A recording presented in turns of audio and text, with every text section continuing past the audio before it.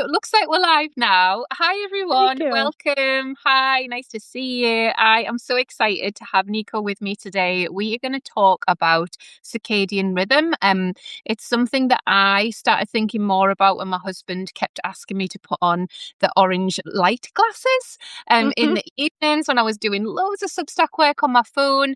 And I hadn't really given it too much thought. And then when I came across Nikko's work, my daughter, I think maybe she was about 3 or 4, and I was like, oh, this is actually so beautiful to be immersed in this world and think about it from her point of view, but also from mine as a mum as well, because I feel like I was just bypassing some of this stuff, because I needed to get stuff done or I had to pick up my phone again or whatever else. So I'm so excited to chat and learn a bit more. Mhm. If you're new to my world, I'm Claire Venus. I am an engagement consultant and mentor. I'm a Substack expert and I love doing these lives. I think they're so fun. You guys are so welcome to ask questions if you have any, and I'll just keep an eye on the chat as Nikko is talking. So if you do have any questions on this topic or anything else that we're chatting about, then feel free to jump in. But welcome, Nikko. It's so nice to see you. Thank you. Thank you. And hi, Mackenzie and Krissa and Rachel and Jamie. I see some familiar names jumping in the chat, and I'm so great that you all were able to come here today to listen to Claire and I chat.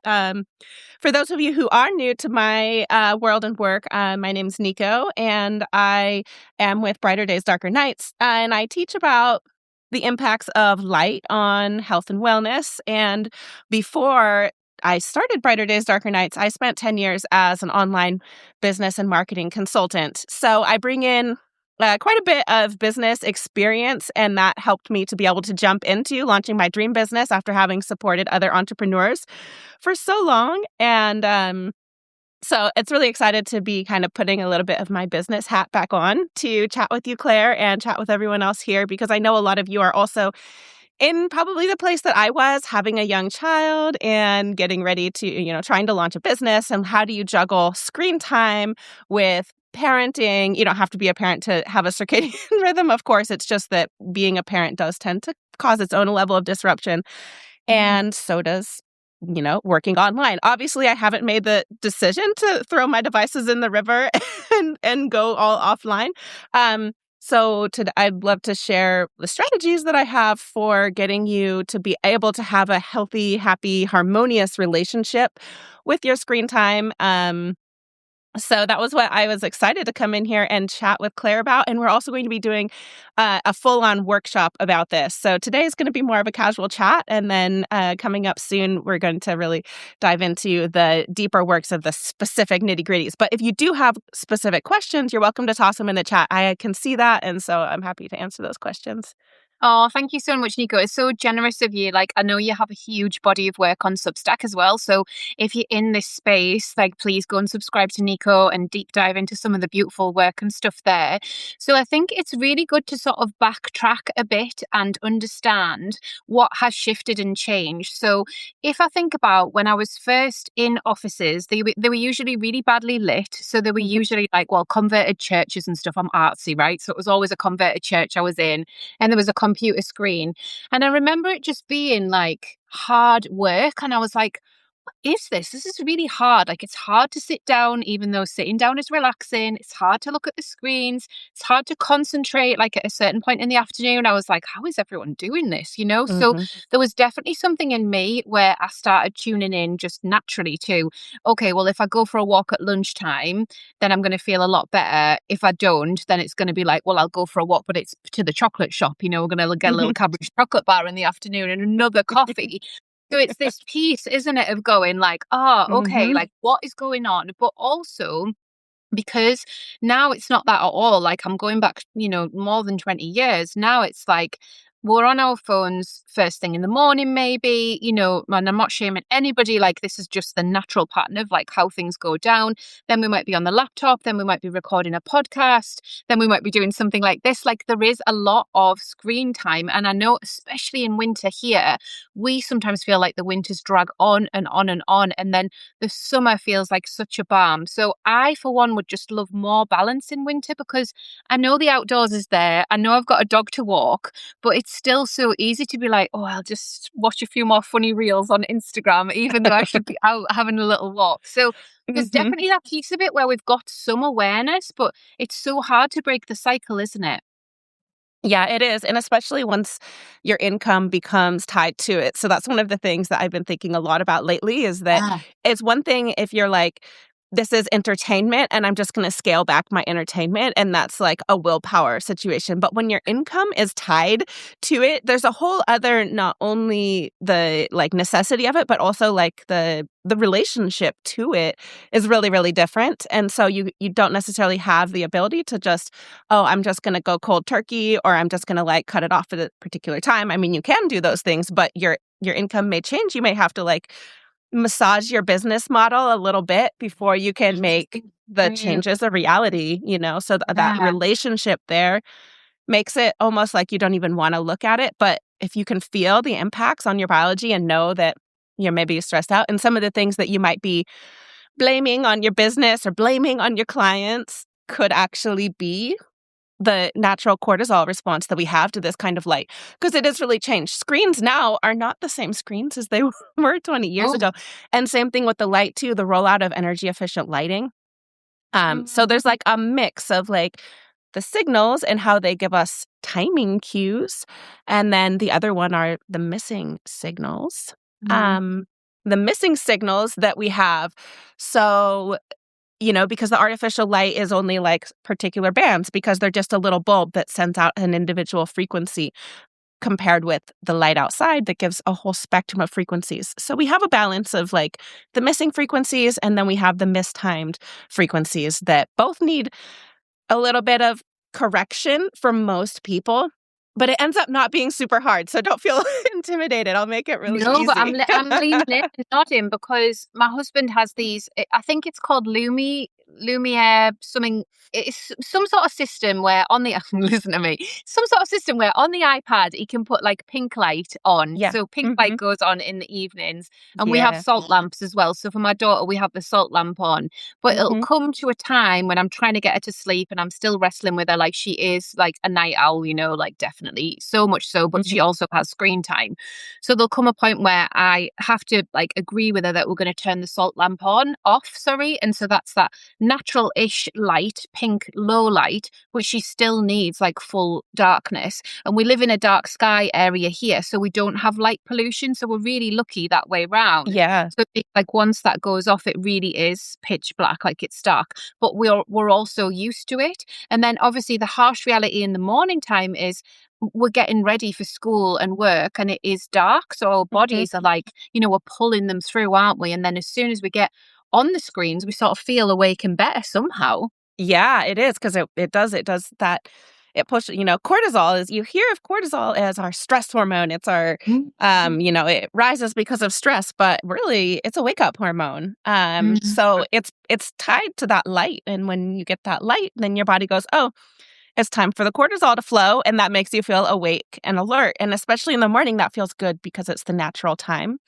Yeah. It's the natural time for it. And so, Krissa just shared in the chat, she had the question that was like, how can I adjust for my most productive time of day? Right now, it's right when I wake up at my computer with some caffeine. And so he's like, I know that going outside and having some electrolytes first would be a better choice maybe for circadian rhythms, but how do we how do we get started on the day? And so one of the things and especially in the wintertime, because it is like a lot of times we are working up.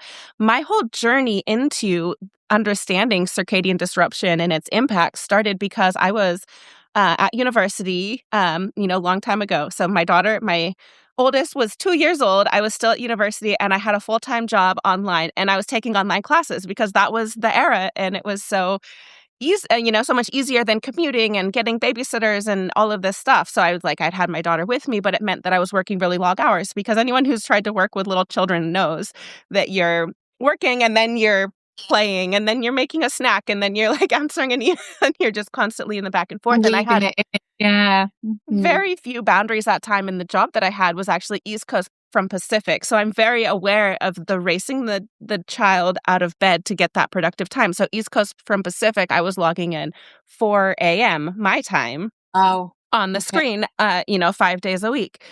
And so it was great because I had a huge chunk of work before my daughter would wake up and I would have to fix her breakfast and everything. But it wasn't great because my circadian rhythm tanked, especially going through the winter where then like that day would extend into the night. So there was not enough time for sleeping. There was not enough time for getting outside. And I didn't know about the screen filter. So the first change was my husband was the one who was after me. He's like, hey, and he just did it. He just installed Flux on my computer and set it to Okay. automatically shift the light. And so people don't think about it necessarily, but if you're out before the sun, you want that red shift, that pink light to be on your screen in the morning until the Okay. sun comes up, not only in the evening, because at both times of day, like we should be having a gentle ramp up. Yeah. And when instead you just get that immediate bright blue signal, it sends cortisol really high, which is really interesting for what you see happening today, and which is that anxiety's cortisol profile is a really, really high spike in the morning. And what happens is if it goes too high in the morning, then you have the long tail. It should be giving a crescendo Okay. downward across the day. But if it goes too high in the morning, then it's flattened. So a flattened cortisol slope. So it's not actually that morning cortisol that is necessarily the problem, but what happens to cortisol across the rest of the day that happens that's when you end up feeling really tired, cranky, horrible health issues. Autoimmune is like one of the most correlated to that flattened cortisol slopes in the long term.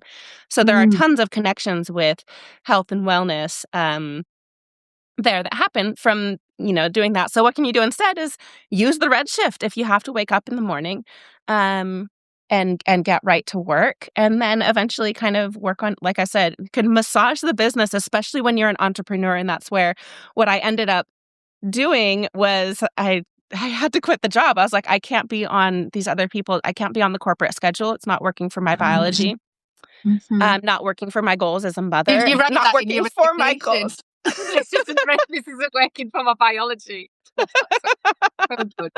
So good. Yeah, yep, exactly. We need So, more of that. Like, we need more of that honesty. Like, I've yeah, researched this. This isn't working for my biology. Corporate yeah. BS does not work for my biology. It doesn't work for Mhm. any of our biologies. There's so many people that I work with that have burnt out from corporate and then Mhm. circled round to reclaiming a business Yes. and reclaiming something that feels really good whilst Mhm. maybe keeping a toe in, but then also keeping an eye on, because obviously the internet makes everything possible. Like, this has Mhm. been the most beautiful transition for me from live festivals and events where I would like put my body through the absolute ringer to deliver for clients in Mhm. that Yeah. space to, okay, like it's Monday morning. What do I feel like doing? Okay, I'll see the sparklers. That'll be lovely. We'll have a little chat. We'll do some nice things, so it does make all the difference. And I know it sounds like a nice to have, but like you said, it doesn't work for our biology long term. And Mhm. because we're being asked to work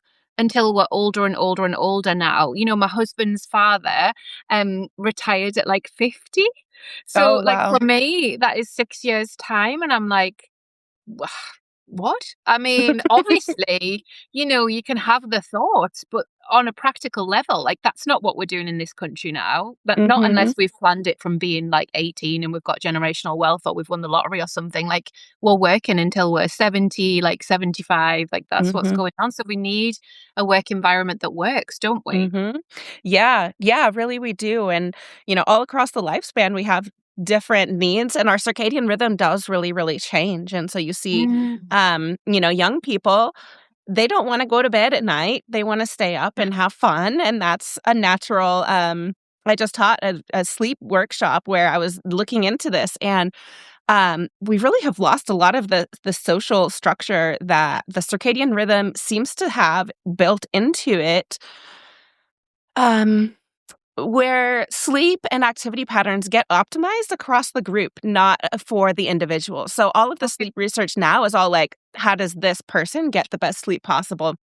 But I was looking at some anthropological studies and historical studies, and there was this one group who was still doing this really tribal living, and they measured them for 20 days. Across that 20 days, there was a total of 18 minutes where everyone was asleep at the same time. S- Mm. So the Okay. vast majority of the time, there was at least someone awake. And Okay. so no matter if we're living in like techno high rise or total living on the dirt, then Mm. there's humans operating a 24-hour society because someone needs to be awake to give that care. Mothers know that, but also like the hospitals, also like the social opportunities for young people when there's not work to be done, but they're up and alert and, meeting each other, like going out to the clubs, going and dancing, like all of these things Yeah. that used to happen. So that's not like the 24-hour society is wrong. We've always had it. And so then like in older age, people tend to start waking up earlier and earlier. And that is like, then they're taking the morning watch. So if you think about like the young people were up, keeping the bears away in the night and keeping the fire stoked, they finally get tired and go to sleep right around the, time that then the elders are waking up and they're stoking up the fire and starting the water for tea and like, getting a Mhm. little bit of breakfast. And, so everyone's working together, but now we live like this super isolated, and most circadian rhythm stuff will tell you like that humans are diurnal and that if you are awake in the night, you're being very bad. And that's Yeah. it's not that we're not meant to be awake all hours of the day or night. We are. It's just that the lights are making it so that that's causing circadian disruption because our body biology is getting a daytime signal at night when it needs to be doing nighttime processes. So if you are waking up before the night, if you keep your environment looking like night, you don't start blasting a bunch of loud music and, being all wild and crazy, but instead you do the gentle startup, Mhm. then your circadian rhythm can still be happy even if you aren't doing like a totally daytime schedule. And especially in the wintertime, that's important. Yeah, the seasonal side of it all. There's been a big move towards these like sun lamps. So we have one, it's called Lumiere. I think that is also the name of the candelabra from Disney's Beauty and the Beast, but Oh, that's what I've called it. But it's just yeah. I haven't had it on actually, and I think this is case in point of working on my own terms, like working for myself, even through the tough sleepless nights of motherhood. Mm-hmm. I haven't used it, whereas I used to use it. I used to put it on first thing where I just felt like I had been like hit by a truck and I was like, I've got to get everybody ready, like I've got to sort everything for work. And I think the transition of also having to drive to work, like because you've got to be alert to drive, right? So you feel like you Yeah. need something to feel like I'm awake, I've done the things, I feel like I've, tidied the kitchen before I left or whatever it was. So I used to blast this light. And people said that it really helped with seasonal affective disorder and all of that sort of stuff. And it's all of the different things that we see. And it's sort of like what's trending, isn't it? But I still see people talk about it, especially neurodivergent people. Like, has anyone had one of these? Does it work? Does it Mm-hmm. help with anxiety? Does it help with depression? I'd love to know your thoughts on Mm-hmm. those. Do you have them in the US? Do you have those things? Oh yeah, yeah. The sad lights. And what people don't Satellites, that's what it's called. Yeah. Hmm. Yeah, what people don't realize about that because they treat SAD as a condition of light deficiency. Yeah. When I look at any kind of depressive situation, I look at it as darkness deficiency. Okay. So there's a very different, but if you look at so all of the research for humans, which there are, tens of thousands of studies, but it's all correlative because we're not going to design a study where we induce depression in anyone. So we can't say this causes depression. But in Mm-hmm. animal studies, you can easily cause depression because they do Right. very mean things to animals Mm-hmm. by disrupting their light environment and giving them light all nights of the day. So what really is happening is that in the wintertime, we extend sunset. So the sun goes down and then we have all of our lights and overhead lights on. So our body still thinks that it's daytime. And then we don't turn off the lights until right before we go to bed. So then it takes about 2 hours. So I've talked a little bit about cortisol. Cortisol is your wake up hormone. You've heard of melatonin as a sleep hormone. You don't realize that melatonin is also a reproductive hormone that is also a major antioxidant involved in cellular repair. It's what keeps our mitochondria healthy. Our mitochondria are what are inside of our cells day and night, churning out energy. For us to be able to go about our days. So the mitochondria need to sleep. They need to sleep in darkness.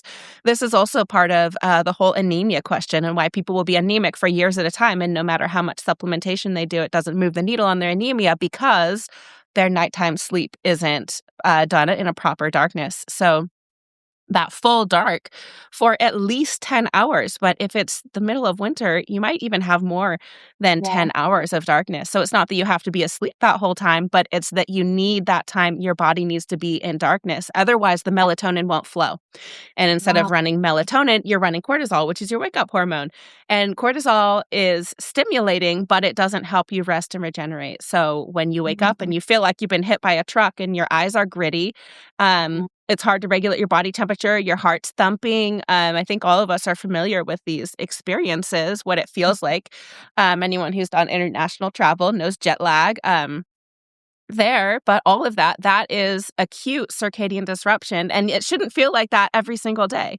It Right. really shouldn't. You should be like Yeah. able to wake up smoothly without an alarm clock whenever you need to. Yeah. And that happens when you actually honor the need for darkness and rest and to slow down a bit in the wintertime. The slower pace of winter is real, and it doesn't mean you have to be sleeping that whole time. You could be knitting by candlelight, or, a lot of creative works have been done at that time, reflecting on your dreams and all of that. It's just a different pace of life compared with the hard work of winter when your body is ramped up for vitamin D and sunlight and powering through and like getting everything ready, right? So there's a lot more physical work that happens in the summer and a lot more of the mental, emotional work that happens in the winter. So having that Yeah. oscillation is another place that is a really beautiful thing about being an entrepreneur, that if you can, get all of your pieces in order to give yourself that flex and flow, which Substack has been a lovely place for that. I love the ability to schedule out my posts and content, and so that there's a steady stream, even if my work behind the scenes isn't as steady as it looks on the publishing front. Yeah, it's such a good point with the scheduling, and also like this feeling of the move away from social media's consistency. You'll hear it's taught across every single social media modality that I've ever listened to, where it's like you've got to be consistent. And it's like, as a seasonal human, like I couldn't be less consistent. I'm so inconsistent, but it might not look that way because scheduling. Yeah. And also riding the train of it all, right? Like Mhm. I think being visible and being top of mind, like people just have different energy for that, don't they? And sometimes Mhm. it feels good and fine, and sometimes it feels overexposing and like not the time. And then people will have a burst, come springtime, maybe they feel like really creatively turned on to a project and they're like, right, like I'm going to do all the things. And then by autumn, they're like, why have I done all of this? So it's really interesting with the creative cycle as well, I think, to think about this stuff. Mhm. I loved what you said about melatonin as well. And I'm really curious about this because we actually bought some melatonin when we were on holiday last year, because you can't get it here. So you can't buy it as a supplement here. Mhm. And I was talking to my friend about this because she was really surprised. And I was like, yeah, like, I don't know why, but it's just, you've got to be prescribed it from the doctor. And I mean, we're not really big on going to the doctor and trying to have any sort of holistic conversation. It's hard. But my husband has had chronic fatigue since he contracted COVID when I was pregnant with my daughter. And so we're Mhm. always curious about all of these different ways. And he's got, red light therapy that he does. Like we bought one, so it's at home. And then this was another thing that he'd looked into, and it'll be cross at me. But when you're like listening about the mitochondria, and I was like, yes, I know this. We've spoken about this. There's so many, and I just Yeah. can't hold it all. But I Mhm. do think it really is interesting with the melatonin supplements. When we're talking about supplements, and I know somebody mentioned electrolytes earlier on, which I absolutely love. Like, is there a time of day for this? Like, or are we just bypassing the work that we should be doing naturally? What are your thoughts? Melatonin is one of my favorite things to talk about. We could go Oh, good. on and on and on, okay? Melatonin is just absolutely amazing, and it's so much more than we were ever taught, and it's so much more than just something that you should buy at the grocery store in a bottle, because it is true that melatonin comes in a lot of different ways, okay? So we have all these sources of melatonin. We have circadian melatonin. That is timed, okay? So your circadian melatonin is going to come up in the evening. When cortisol goes down, melatonin comes up. That's Mhm. coming out of your brain, coming out of your pineal gland. It needs darkness. So that's why and it takes 2 to 3 hours of darkness. So my friend Sarah Kleiner, I just did a live with her recently. So if you guys are interested in that, you could go back and find it on my page. It was a really great chat, and she created the app. It's called My Circadian. Okay. And it has a light tracker and a lux meter. So in the evening, you take and you can use your phone for this. Take the lux meter and check around your house. You want it in the 2 hours before bedtime down at least below 10 lux. Okay? And then when you're ready for your sleeping environment, you make sure that it's down below 1 lux in there. That will make it, if you're very sensitive, you might need it below 5 lux, and you'll kind of just figure out over time in the time before sleep. So that 2 hours before sleep, that is the time that most people are getting Netflix, or, they're watching a show. A lot of people, they put their children to bed. They can't wait to get their kids to bed so that they can have grown-up time. But if you're not having it, if your environment isn't light, then the melatonin's not going to flow.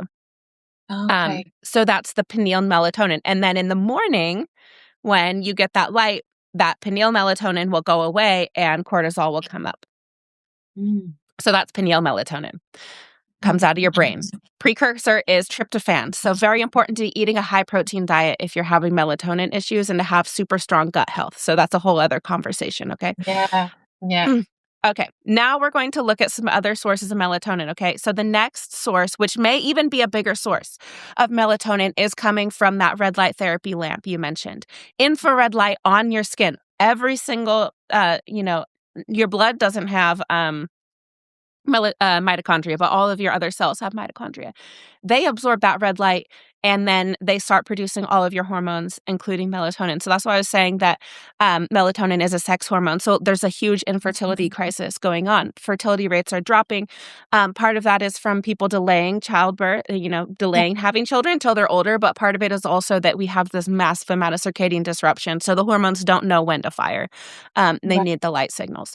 So the natural way to get red light therapy is there's always infrared light in sunlight. So even if it's super gray and cloudy, like where I am right now, it's super gray and cloudy. It's really cold. It's actually not icy today, but right, the sunlight is fresh sunlight shining on my face. You can even just crack your window because light is nonlinear, so it can wave and move and reach you.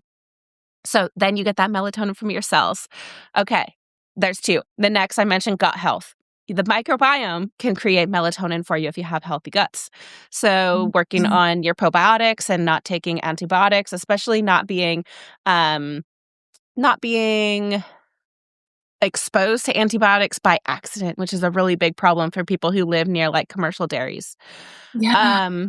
There's another one. And so then the next one that we would get to would finally be what you're talking about, supplemental melatonin, dietary melatonin.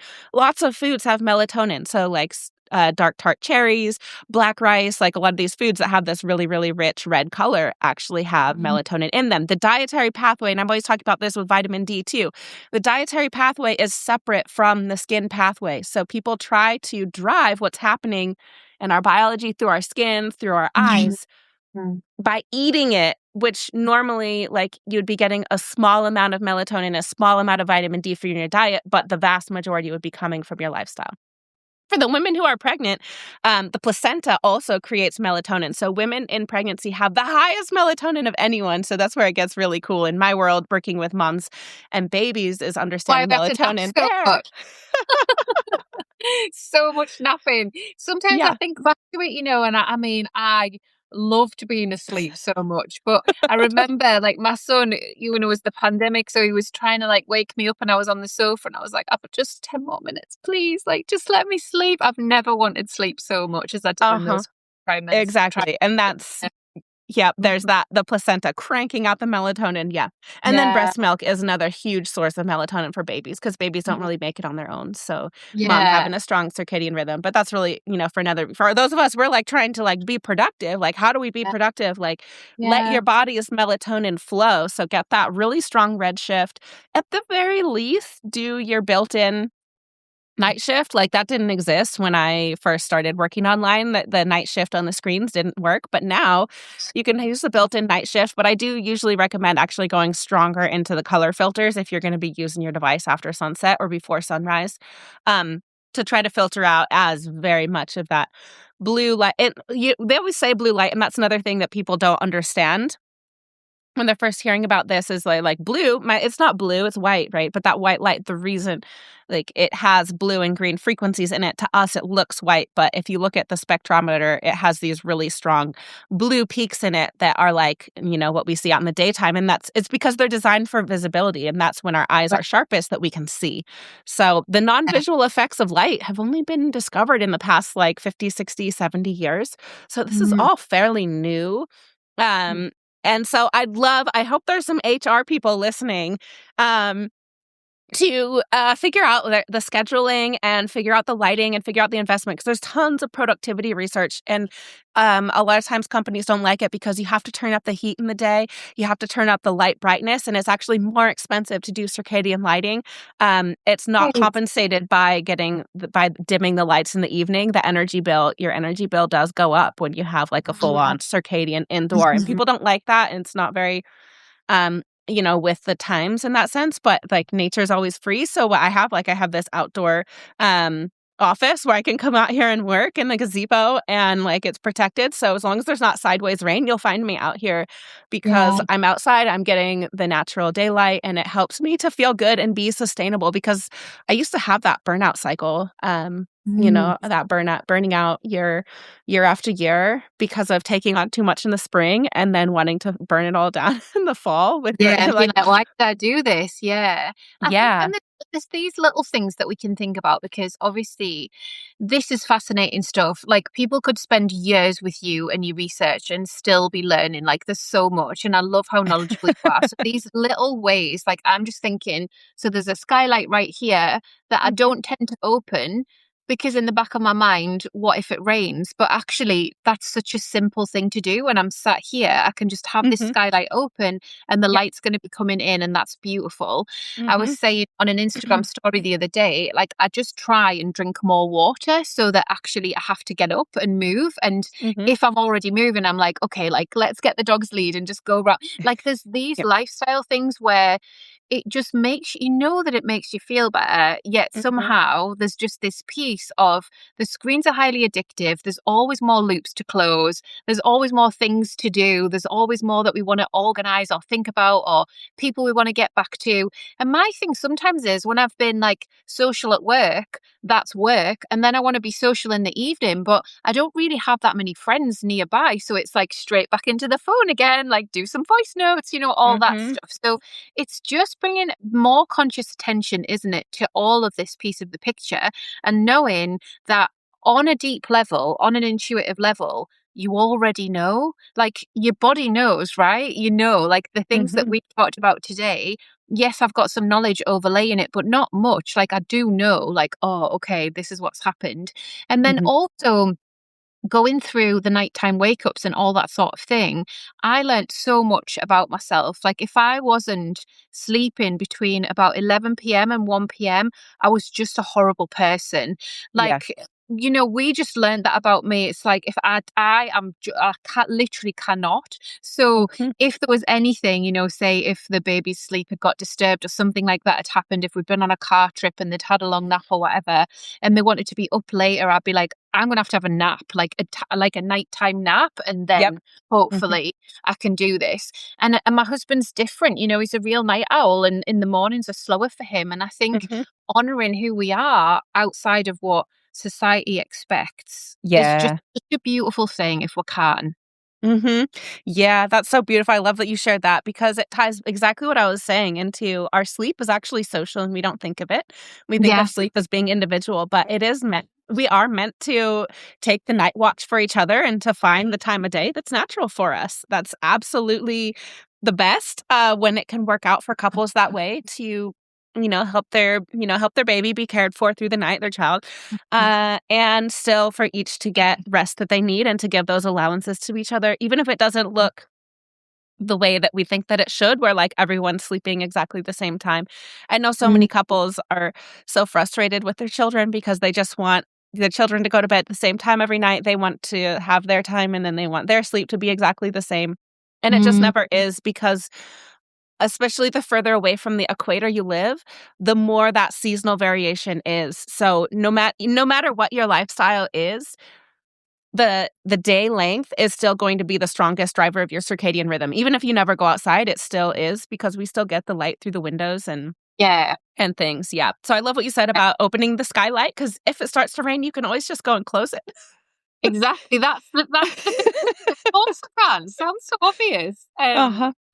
Okay, so there's a little question here from Rachel. I recently bought the Chroma Sky Portal. It just clips onto the desk. I feel like that would be a great solution for office workers. Do you know that tech? Yeah. It's just a nice bright, much more fuller spectrum. So I'm always like, any kind of artificial light is going to have these like bands, just because of the way that they're manufactured. It doesn't give a continuous spectrum. So it never fully replaces daylight, but there are much better and worse options when it comes to bulbs. So that's one that just has way more of the light. And it is so important because, like I said, there's the timing element. So you wouldn't want to use that at night, and you wouldn't want to use it first thing in the morning to wake yourself up, unless it has that nice red tone. But it is helpful because in the daytime we are getting, that's why I say brighter days, darker nights as my publication name, because we need it to be brighter in the day. And so that's where that lux meter is also really helpful. If you get that app from Sarah Kleiner, My Circadian, you use your lux meter in the daytime and you'll see like, it'll be, if super low, our body can handle like thousands and thousands of lux. So go outside, use your lux meter, come inside, use your lux meter. And that difference to your eyes, the visual spectrum, you're like, I can see my paper great. This is plenty bright enough. But if you go outside, okay, Rachel says that light does go orange red. Yeah, and you can dim it. Perfect. Yeah, I've looked into that one, and it looks like a really good option in terms of having when you are stuck in the day. And it's amazing how many of our healthcare workers actually are in some of the unhealthiest conditions for circadian rhythm, working super crazy night shifts, really, really long hours under the craziest lights. Then, yeah, our office workers. So I am also the research director at the Institute of Applied Quantum Biology, where we teach this to lighting designers, healthcare practitioners, all kinds of people. It's a continuing education program. And we had a presentation there recently, last year actually, from his name's Peter Vito, and he actually, there are light collectors that they put on the roofs of buildings that can turn and collect all of the sun and pipe that sunlight straight into the building through fiber optic cables. Really, really amazing technology. And he is figuring out how to adapt that to actually have real sunlight backlighting screens. So there's a whole future era where we won't have to be thinking about these things so much if we invest in the right technology, that we could actually have real daylight inside of buildings. And how amazing would that be for our productivity, for our mood? The long-term sustainability. There's a lot of really exciting tech and a lot of innovators working on this issue, because it is potentially driving a lot of chronic disease. Like artificial light at night is, in the US, is like, it took 14 years, but they finally classified it as a carcinogen. So it is highly associated with breast cancer, mildly with prostate cancer, and some other cancers, which are huge problems. And so, like, if we just need to dim the lights at night and potentially like stem the tide of cancer, that is really powerful. And so it starts with like your day-to-day productivity and feeling better. But if long-term that means you are working into your 70s and not having to get all these surgeries and treatments and whatnot, then there's like a much bigger picture conversation that could be had around that. But it really starts with just, your day-to-day and how you feel and how it all adds up. Been really beautiful to explore some of that stuff, and I think we know some of this deep down, don't we? Like, we know the sickness levels, and we know, especially, some of the stuff that's happened in the UK more recently. Like, there's a lot less regulation because we used to be regulated by Europe, and then obviously we left the EU, which was a terrible decision. But anyway, we'll get political about it. But it's like, when we were part of Europe, there was a lot of sense around things, and then now, like, things come in that are really unregulated, like into the food stream, and there's just all different things that we've got to contend with. But I know in the US, there's been lots of that stuff already, where people have really picked up on like, oh, it's this specific ingredient that is in everything processed that's making me really sick, plus the light, plus, the way that we work or whatever it is, I don't know. And I just think there's so much in it that is a permission slip around us really consciously thinking about sustainability for our creative output. Like that's where I get really excited about speaking to Nikko, because lots of us are writing on Substack, lots of us are writing and working on books and like working in maybe like a hyper focused environment because we want to, and that suits our creative flow, and maybe there's neurodivergence there and that's why.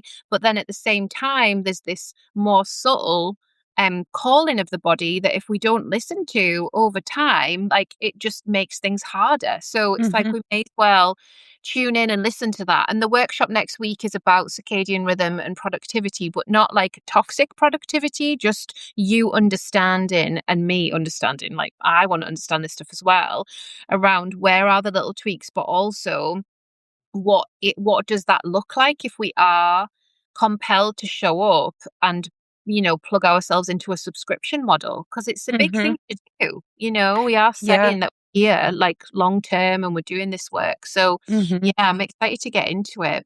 Yeah. Yeah, I am too, because there's so much, no matter what you do, whether you work, whether you don't, whether it's just for fun or whether you're being serious about it and it's tied to income, Mm. it's your life. It's your life that you don't get back.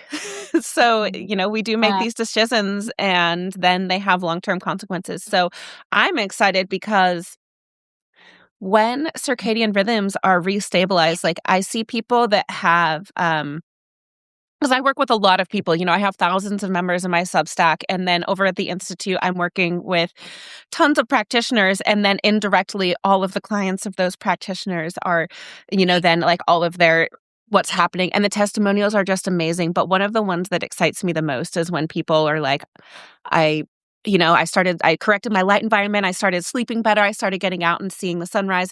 Part of why I knew this was going to be a great talk with you, Claire, is because I've seen you do so many of your motivational pep talks, especially when we were in the container together over in the Telegram group, which I loved. And you'd be out there like on your morning walk and having your little bit of inspiration doing a voice note. And that is a way that you're figuring out like this works well for my biology. It feels so good. But what happens is that people are outside in the sunlight and they have a total body reset, a total download of inspiration where they suddenly know what's staying and what's going. Like when I was like, I'm quitting my job and I'm always gonna I'm gonna control my schedule now, and I'm not gonna work for anyone who wants to control my schedule. Not that I won't work for someone. I'm happy to like I'm very collaborative, Yeah. but it has to be at a time that works well for me, because otherwise I will burn out, and that's not fair because I've made a commitment to be there for you. And if I make that commitment, I want to be there. So for people doing the subscription, we make the commitment to our readers or viewers. For people who are doing multimedia ones, we're going to be there and we're going to show up, which means we have an obligation not to burn out. We have an obligation to continue having fresh creative ideas. And how do we do that? Another big one that people come to me and they're like, how do I reconcile this? Because there's basically two camps of creatives I find, which is like, there's those who are waking up before the crack of dawn, they're pounding their coffee and they are machines, right? In that first morning, right? The morning type. And then there are the others who are like, everyone goes to sleep and the house is quiet. And that's when they finally have the mental Yeah. space, and then they have the huge That's really creativity. good. Describe me and my husband, like we are Exactly. Yep. those, yeah, those Exactly. opposites. Yep. I'm the But morning one. My husband's the evening. Yeah. and I think but it's been so beautiful over the 12 years we've been together, because Dave is so interested in it all, so he'll try different things. So in the spring, summer, he was setting an alarm, a gentle alarm for sunrise. So he has Hmm. an app, it tells you so the exact point of sunrise. Hmm. And he would just come in here and the sun rises through this big window in here. It's really beautiful. And he would stand and like absorb that sunrise and then do a Yeah. meditation and then go back to bed after the meditation. So he Hmm. was in that cycle for a while. And a couple of times where I was like, oh yeah, I'll get up, like I'll pop to the toilet, I'll come in, have a look. And it's stunning, and you're like, why wouldn't you do this every day? Yeah. Because it's so beautiful. Like, Hmm. my goodness, it's incredible. Yeah. it would be such a beautiful thing, but he found that that was really impactful on his health for Mhm. that time of year. I think it was last year or the year before, but that's out of his usual rhythm because usually he'd be sleeping in that time. But he loves the deeper sleep, like between probably about 8 a.m. and probably about 10 a.m. Like he has a Mhm. really, really deep sleep then. So if Mhm. he can be left to have that sleep and the kids don't jump on him, like Uh-huh. that's lovely for him. He feels like, okay, like I'm ready for the day now. Mhm. Whereas I'm definitely like, and some of the times with Substack, like I was waking up so excited to write at like 4:30 in the morning, Yep. and then the Mhm. sun would be coming up as well. This was like summertime, so the sun would be coming up soon after, and I was like, this is amazing. So Yep. it's going with the flow of it all, isn't it? But then tuning Mhm. in and understanding what like your body wants to say to you about it all. And Mhm. I'm excited to talk next week as well about like the bits and bobs of equipment because we all need Yes. a bit of an upgrade when it comes to Mhm. equipment. But there are things that we can switch on that we can do as well, isn't there? As well as buying bits and bobs to sort of plug Yeah, in. exactly. Yeah, I'm always talking with people like, okay, well, like we'll start with what you have and we'll deal with all of that. And then once we have what you have, then we'll see what else we need. Because there's another one, like it's kind of not no one really wants to look at like the Wi-Fi and signals and everything, but I have like, there's a meter you can get to actually read the Wi-Fi. Because that will open, like, they're like, oh, it doesn't have any effects. I'm like, what do you mean it doesn't have any effects? It opens up the calcium channels inside of your cells. So then your calcium that's supposed to be inside of these voltage gated channels get opened. And so they're positively charged. So that gives you like this positive charge across your body. And that's where, like, after calls and things, like, you're like, "Oh, this sounds so woo," but it actually has an instant effect if you after your call, after your time on your device, you go and actually put your hand on a tree outside, and then it will instantly ground your body out, and if you were reading yourself with a voltage meter, they've done this with babies in the NICU too, that the babies in the NICU, they have this static charge on them, this positive charge inside of, the incubators. If you move it 18 inches, so people are like, "Oh, you crazy nut, you're afraid of your Wi-Fi." I'm like, "I'm talking about 18 inches, like, give yourself 18 inches of space, and you can physically read that on your body," and one of the first things that happens is your vagal tone resets.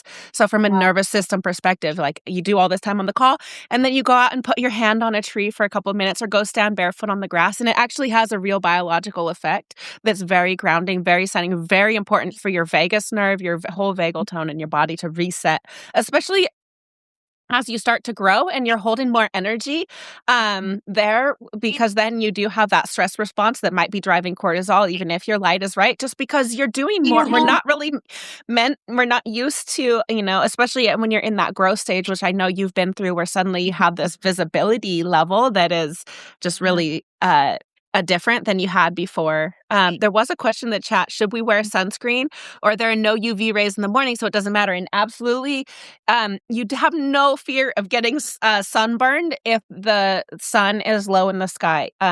You only can get sunburn with UVB light, which is when your shadow is shorter than you are. So if your shadow is longer than you are, it's really easy to tell.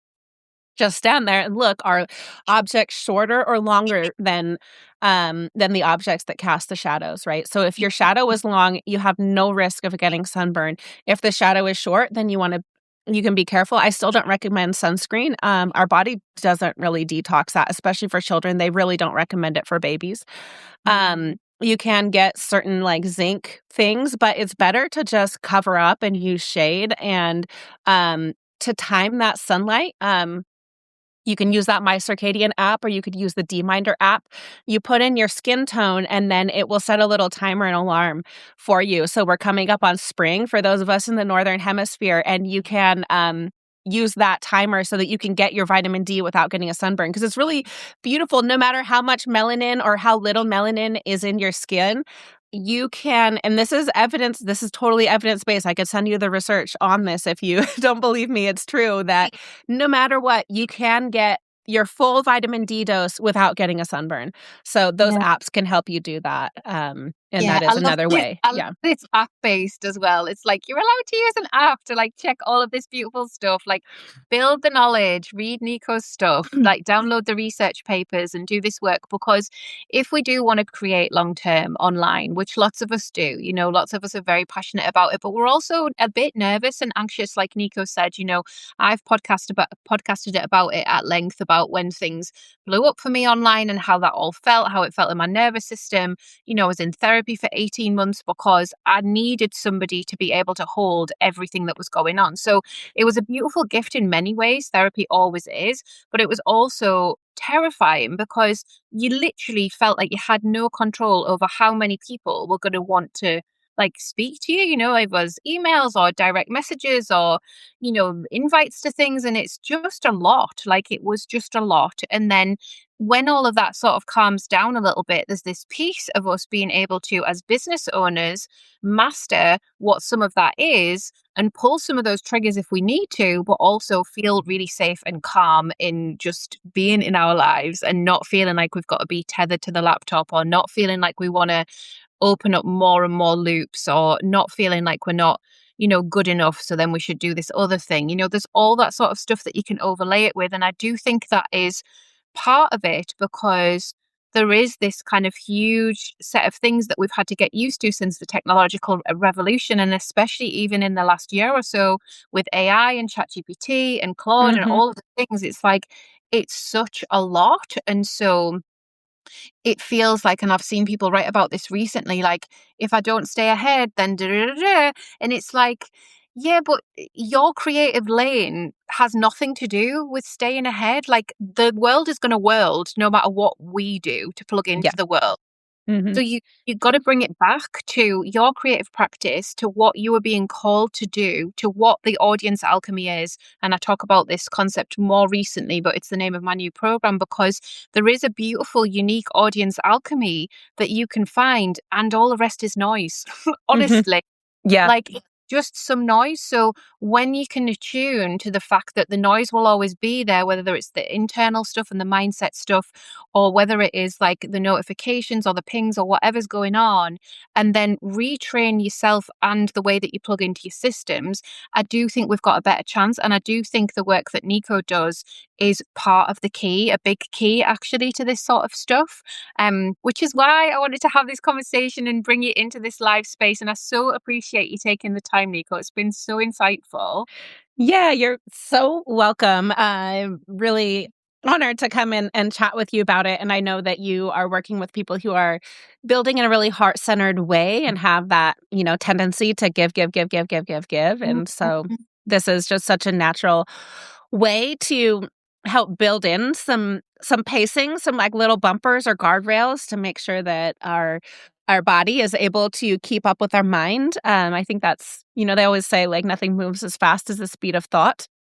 And so in the digital space, it feels like we are closer compared with when you're doing physical work. And I know you do have some lovely folks who are using Substack to, you know, like I follow some who they're using Substack to, you know, help support their farm or like their knitting businesses or all these different you know, yoga practice, whatever. So they are like a little bit more tethered to the physical compared with some of us who are just in a purely intellectual space where it's so easy for people to just tune out of their bodies and spend those long, long hours. And then next thing you know, the whole daylight is gone.